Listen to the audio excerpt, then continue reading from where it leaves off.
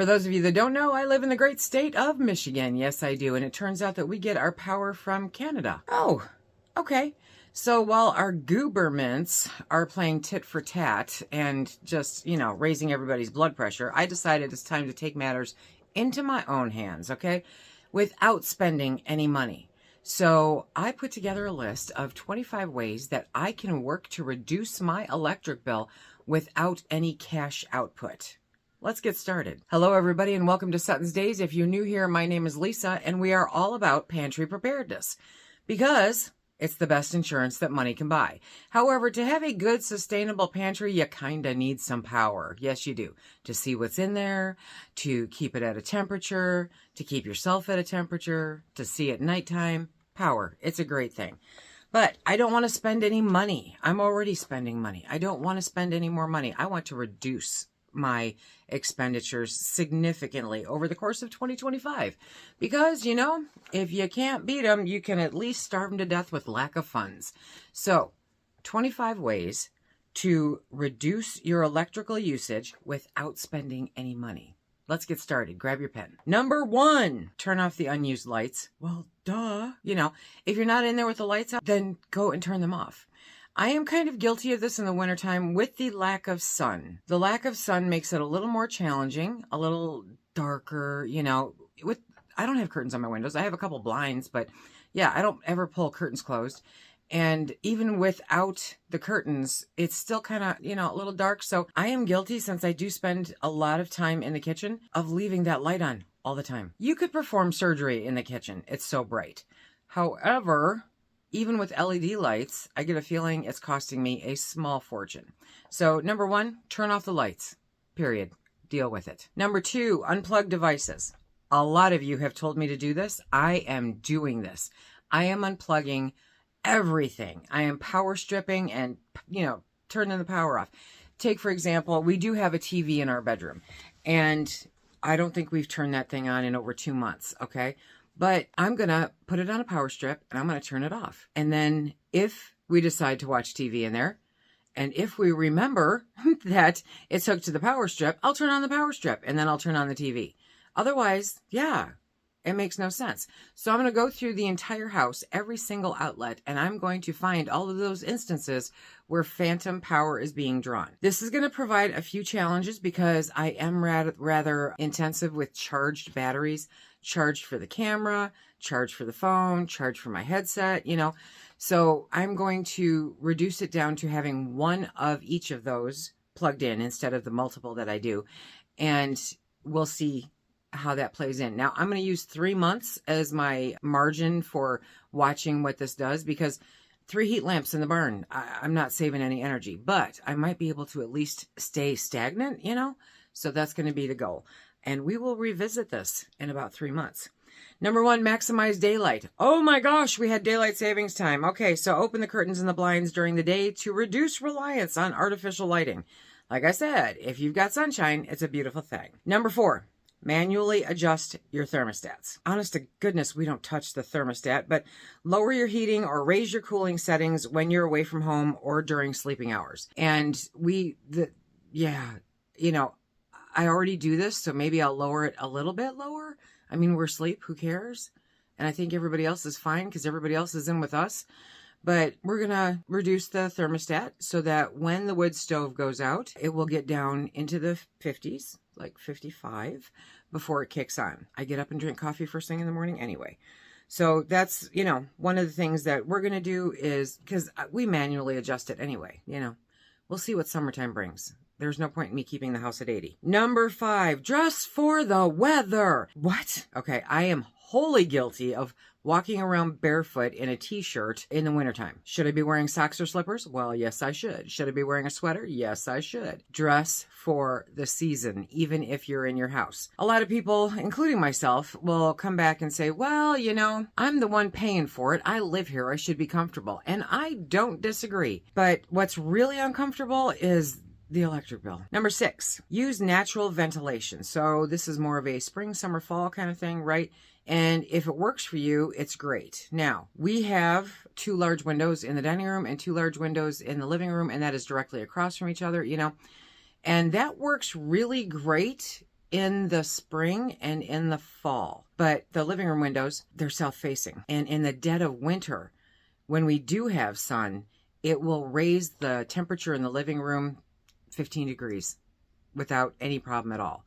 So I do have to find a way to kind of let the wind go through, you know, but keep the sun out. So we may be looking at new ways for that, but I am huge on open windows and just natural ventilation. I love having the windows open. There's a very small window on either side of summer where I can do that, and I enjoy every second of it. Next is number 7, optimize appliance timing. Okay, you know me, I've talked about this before. The idea of non-peak hours, you know, for using electricity. Yeah, run appliances like dishwashers or washing machines during off-peak hours to distribute energy more efficiently. Now, legitimately, I have not signed up for this program with our electric company because I see no benefit to me because I have to run it on our schedule. So I'm sorry if my world is peak. I get it. It's not like I'm running copious amounts of, you know, things through the dishwasher or through the washing machine. However, I am using them. This summer, I am going to pretty much exclusively hang everything out to dry. I won't be messing with the dryer at all, so that won't be an issue, but definitely, yeah, those non-peak hours. If you can set the dishwasher when you go to bed, that's a non-peak hour. Number 8, shorten your showers. We talked about this the other day. Reduce hot water usage by cutting shower time. And while I totally enjoy and understand, you know, a 15 or 20 minute shower, just standing there letting the hot water beat down on you, or in the dead of summer, the cold water beat down on you, you know, I get it, but there's other ways I think to heat up or cool down or unstress or whatever. So for the most part, if I've seen actually somebody mention a 3-minute shower, I say a 5-minute shower, you know, wash the hair, wash the body, get out. Doesn't take much longer than that. It doesn't. So try that for a little while, see how it goes.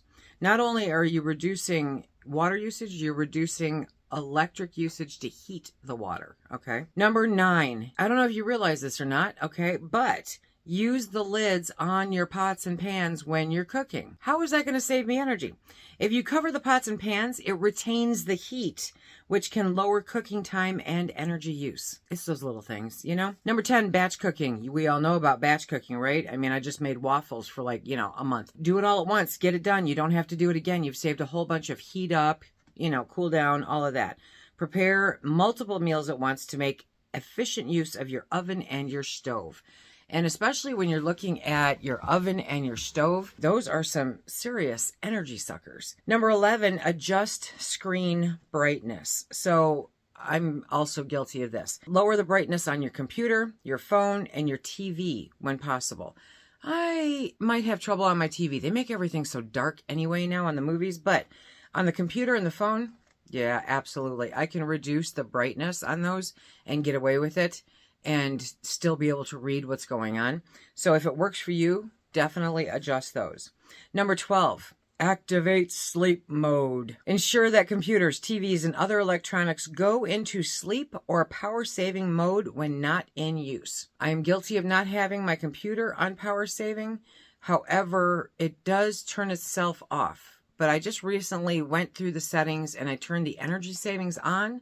And so theoretically it's saving me energy, but I'm going to get used to powering it down every night. You have to understand I work on my computer, so my computer is on pretty much all the time. And I always just thought it was easier, you know, but no, I can take a minute. I can save my files. I can do all this. I can bookmark what I need to bookmark, and I can shut the computer down and save 8 hours or so. I'm being very generous there because I'm normally not asleep for 6, but 8 hours or so of energy use for it being on, even if it's not fully, that'll save a couple bucks, I'm sure. Number 13 is to keep the refrigerator closed.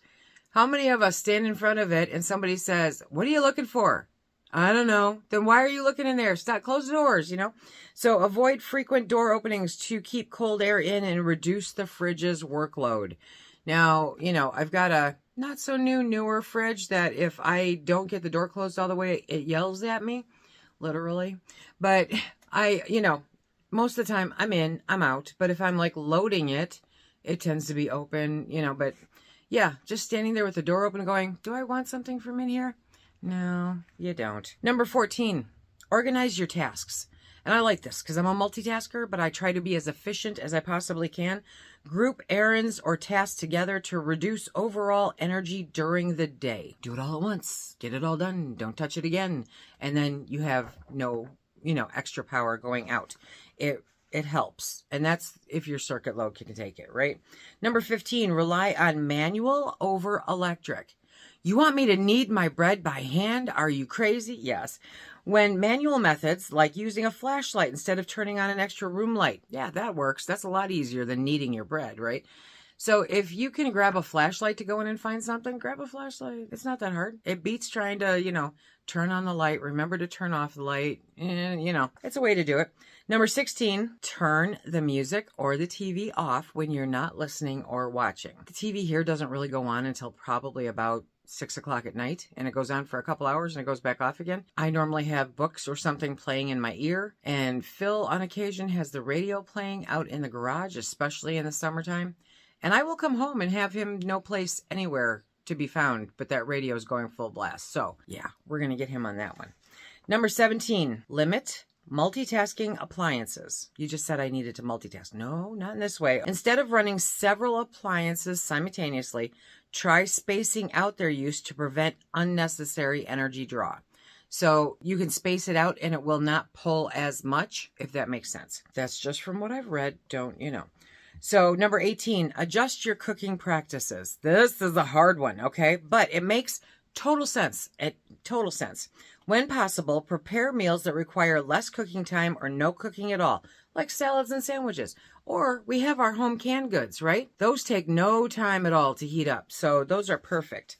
You want to be able to optimize your workspace. That's number 19. Arrange your workspace near a window, which I always highly, highly recommend, to make use of natural light instead of additional lamps. I have mine near a window. However, the lighting still stinks. I have overhead lights, but I don't think that the bulbs are LED because they're specialty bulbs, and that light goes on. And because, like I said, I'm always working at my desk, that is always pulling energy. And it's just kind of like this light that's always on, kind of like the kitchen. And so I sat down and I thought about it, and I thought, okay, number one, I am having troubles lately because, as Phil will tell you, I'm getting older, okay?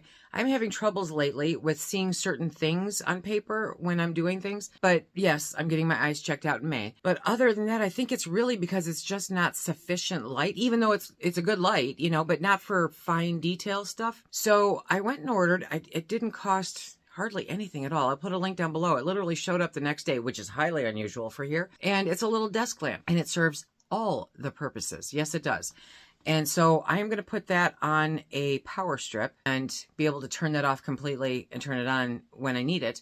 But because it has USB charging and it has plugs on it too, but it has multi-levels of light, so I can have it super bright or just enough to see and not knock over my cup of coffee. But it will keep me from using the overhead lights. And I've been using it for 2 days now with great success.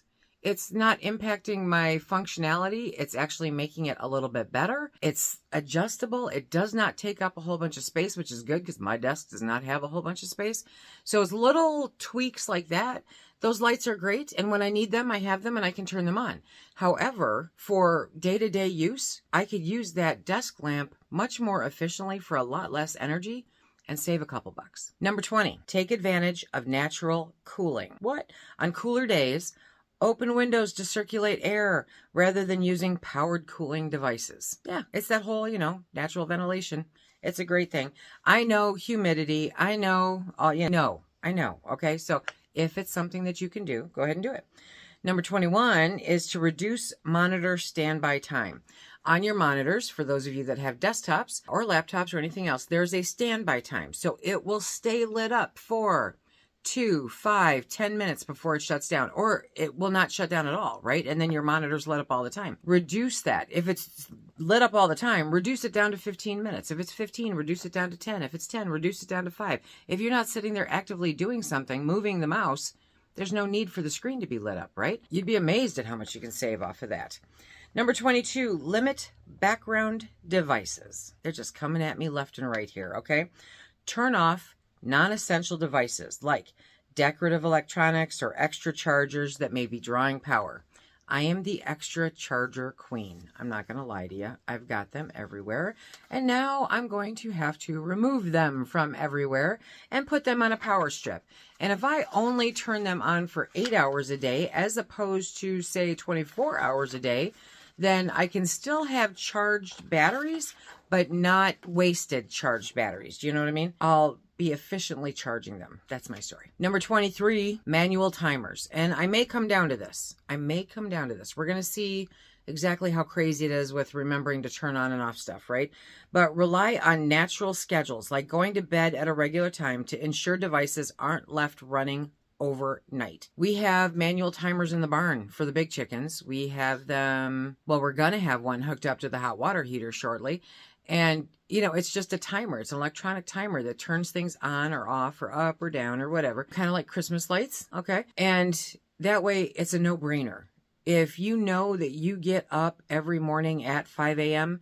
and you go to bed every night at 9, 10 o'clock, then set it to turn off at 10 o'clock and to come back on at 4:55. How many of you plan your day? I am an obsessive compulsive planner. I am. So I do. I plan pretty much every minute of my day. I know what I'm doing and where I've got to be and what's going on. But if you plan your day, okay, and I'm not saying to be militant about it. You just know where you have to be there, what you do during this time frame. You have a morning routine, you have a nightly routine, you have dinner at this time. You know, it's not brain surgery. Anyway, create a daily routine that minimizes energy waste. For example, and I love this, consolidating your use of electronic devices. So if you have this daily routine and you're busy all the time, you're not going to be sitting there with the TV on going, huh? Okay. So you don't have to worry about having the TV on. No power, no nothing. Okay. So because you have mapped out your days and you have certain things that you do at certain times, then you know that those are your windows of energy savings. It's a great way to plan out what you can eliminate during certain times that literally you won't even remember. Number 25, mindful energy habits. You've heard of mindful eating and mindful eating is the one that comes to play. Okay. But regularly review your daily routines and identify small incremental changes that you can collectively reduce your energy consumption. Now, a lot of you that have been with me know that I use those indoor-outdoor battery-operated candles. And I change the candles when I change the smoke detector batteries or the fire extinguishers or, you know, any of that. So I change them twice a year. They last me that entire time. They have timers. They go on at a certain time. They go off at a certain time. And that is all the extra light that I need because I'm old and I walk into stuff. So, you know, that gives me that night light security without pulling energy off the grid. I love them. Little tricks like that can save you a lot of money. I originally had put in, or had Phil put in, these light switch things that have light that comes out of the back of them when it gets dark. They're just like automatic night lights. They're super easy to install. Love them. Love them. Part of me is like, wow, that kind of looks like something a hotel would have. And then part of me is like, this works. I know where the light switch is, you know, but it's always on. So is it always pulling phantom energy? And wouldn't one of those light up candles work just as well in the bathroom? Yep. So any of these 25 things you can do, and they don't cost you anything. Well, except maybe if you get the candles, you know, they don't cost you anything. They're just making a conscientious choice to be aware of where you are leaking energy. Okay, because I'm sure that we're all guilty of it. I'm sure I am the most guilty of it for certain. But just going through and doing something that simple, timers or power strips, unplugging. I'm officially unplugging my toaster and my microwave because one of you suggested that. I said, that's genius. When you think about it, I use the toaster less than once a week. Microwave's right around the same thing. I can just as easily plug that in. I plug in and unplug the blender every time I want to use it. So why can't I do that with the toaster or the microwave? It doesn't all have to be instantaneous. Take some time. Enjoy the process for whatever you're doing. Plug it in and unplug it when you're done. Because at the end of the day, that'll give you more money to spend on the things that you enjoy doing. I hope you found a tip or trick in here that you can utilize. I would be interested in knowing no spend ways that you know of where you can save money on your electric bill? Throw them in the comments section down below, because you all were the inspiration for this video. This is like a mission of mine now, to get through this summer without going broke with electricity. And hopefully the Gooberments will stop the nonsense. Okay? If you want to check out other ways that we save money, check out this playlist right here. And until next time, be safe, my friends, and stack it to the rafters.